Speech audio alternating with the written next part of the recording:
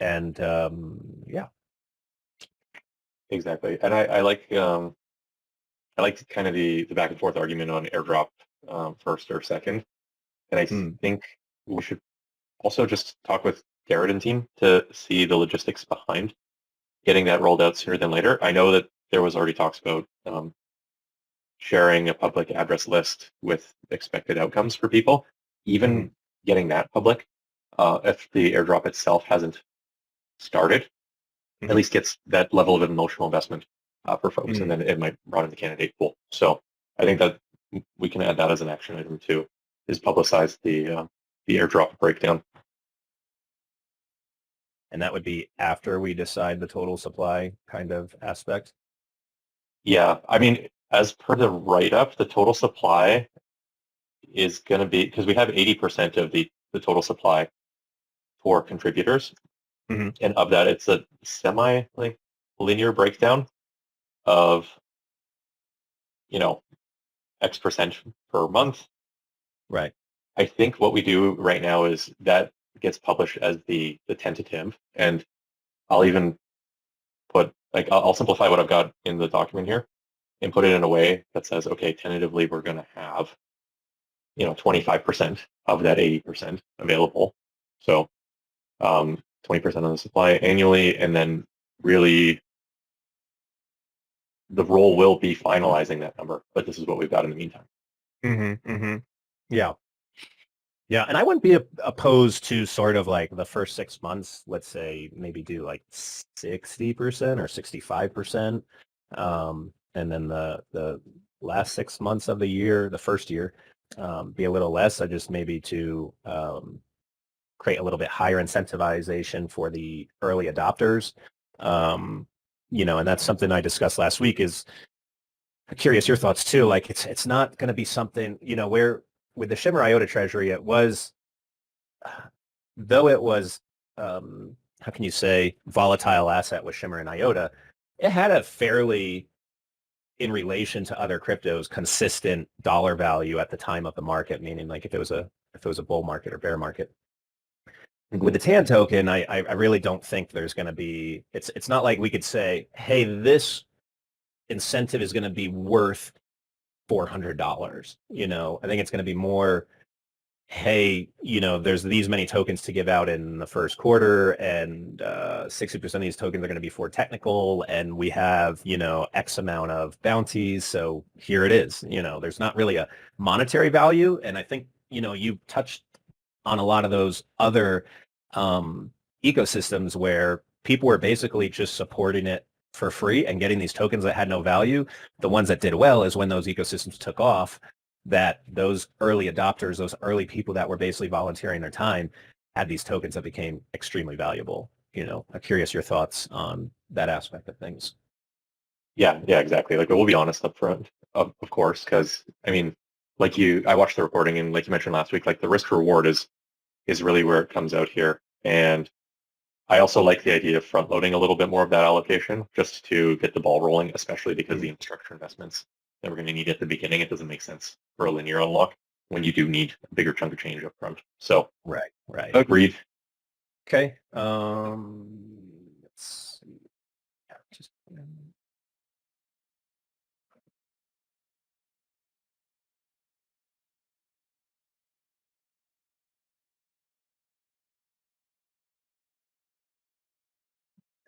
um, yeah, and I guess just a caveat on that. I mean, for as many tokens that do well and those early adopters and early supporters, do exceptionally well, there's probably thousands of tokens and people that, it never takes off, but again, that's just the risk reward. And, but I think if these members, community members understand that in the beginning is like, hey, we're just really just supporting with our effort and our time to really take this off. And I think the whole thing that this is being forked from an established token, I think really gives a lot of better support than other tokens. But yeah, so all right. So next step, let's see. Create. Should drafts.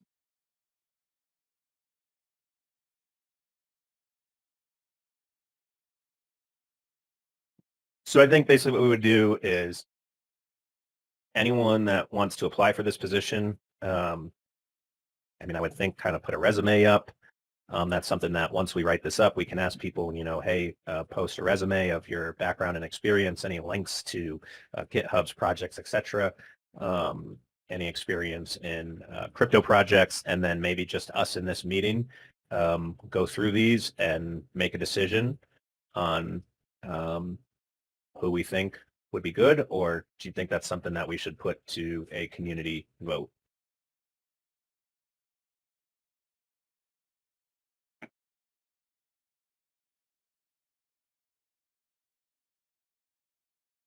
And I guess my thinking from that is, since there is going to be some sort of incentive, the discord of just anyone voting in a poll is probably, especially when we're only getting 20 votes, is not necessarily the, shall we say, could be gamed. And I think, the decision of that individual should be from individuals that are pretty active on a weekly basis, kind of that hybrid, we want to be decentralized voting, but at the same time, at this early stage, we want to have some protection mechanisms. And, we've already agreed that, ultimately the governance decisions should be made from the people during these weekly meetings. I guess we could also maybe just put like, who does the community like? And then we ultimately take that information and make the decision at the end of the day.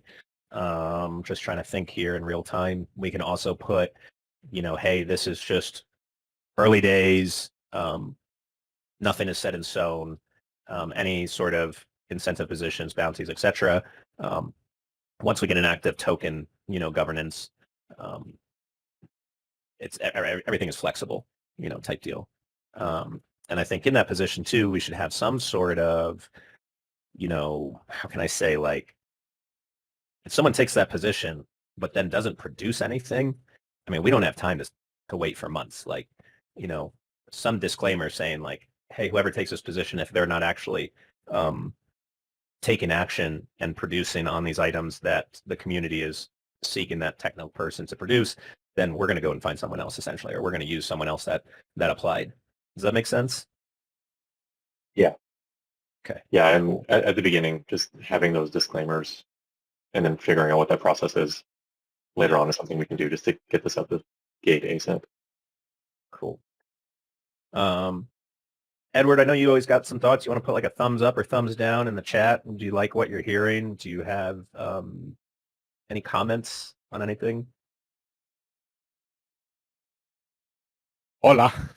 Yeah, I think it all sounds fine to me. I think having the top heavy, I think what was the phrase you used? Front loading is a good idea. I was going to recommend not simply doing it on the yearly basis with 65% in the first half of the year, but increasing the amount available in the first year and have it dwindle down in the fourth year, so that hopefully you can get a lot of stuff done early on, rather than spreading out the effort just because we run out of coins.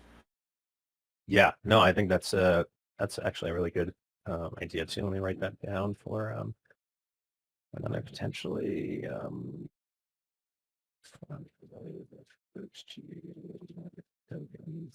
Even something like 40, 30, 20, 10, which adds Right. up to 100%. Right. And then try and, I mean, there'll be fewer people. I mean, if you don't spend it in the first year, of course, carry it over. But at least you won't have to go back to committee or some kind of community vote to approve if there is plenty to do to try and push forward in the early years. Mm-hmm. Makes total sense. Makes total sense. Yeah. Okay. Whoops. Well, I think that's pretty good. Does anyone else have any other thoughts? Could I just ask, when you say bounties, the only time I've ever heard the term bounties in the technical context is bugs and fixing bugs. Because bounties are normally a term used to describe seeking something that's bad and catching it. So I've only heard it used in terms of bugs. We're not talking about bugs and bug fixing here, are we? No, It's more like RFPs. Yeah, I think that's a wrong way to think about it in a negative context. I think a bounty is just saying the community needs this to be done, and this is the incentive price when that bounty becomes completed. Does anyone want to claim that? And that could be anything from a technical side to a non-technical side. You know, really, whenever you need a goal or to be produced through effort, and you need someone within the community to do that. And like Saphir said, it's basically just, you know, hey, we're doing a request for proposals. You know, proposal, I think the difference would be that, again, if we have that individual that can really break that bounty down into,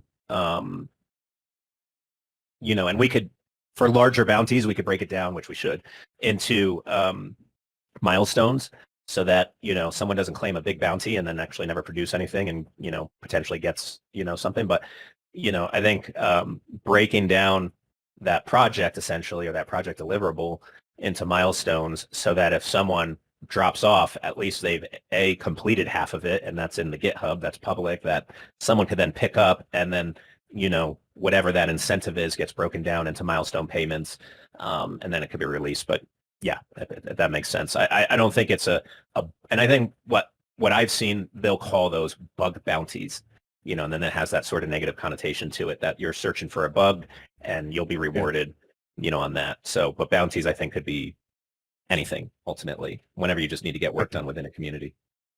And you're talking about the GitHub repository of the actual server, the network code, as opposed to tooling for third parties to develop, or both.